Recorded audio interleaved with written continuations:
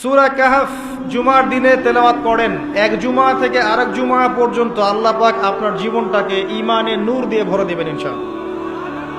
আর এইটাই সেই সূরা, যেই সূরা আপনাকে মাসিহুদ দাজ্জাল থেকে বাঁচাবে। পৃথিবীতে যত ফিতনা চলছে এবং চলে গেছে, সবগুলোকে যদি একত্রিত করা হয়, দাজ্জালের ফিতনা সমান হবে না। আমি মনে বুঝাতে পারলাম না।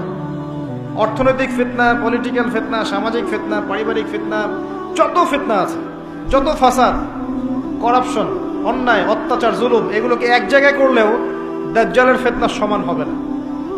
সেই মহা ফিতনা থেকে আপনাকে বাঁচাবে ওনলি একটা সূরা, তার নাম সূরাতুল কাহফ।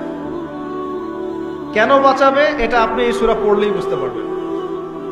আমি কিছু টিপস বলে দিচ্ছি। সূরাটার প্রথম 10 এবং শেষ 10 আয়াত মুখস্থ করবেন, পারবেন? আজকেই চেষ্টা করেন, আগামীকালকের মধ্যেই শেষ করে ফেলুন। করা যাবে? অ্যাটলিস্ট প্রথম 10টা আয়াত, আলহামদুলিল্লাহিল্লাযী আনজালা আলা আবদিহিল কিতাব ওয়া লাম ইয়াজআল লাহু ইওয়াজা, এখান থেকে শুরু করে আম হাসিবতা আন্না আসহাবাল কাহফি ওয়ার রাকিম কানু মিন আয়াতিনা আজাবা ইয আওয়াল ফিতয়াতু ইলাল কাহফি ফাকালু রাব্বানা আতিনা মিন লাদুনকা রাহমাহ ওয়া হাইয়্ লানা মিন আমরিনা রাশাদা, এই পর্যন্ত করা যাবে? পারবেন না? গলার সাউন্ড নাই কেন?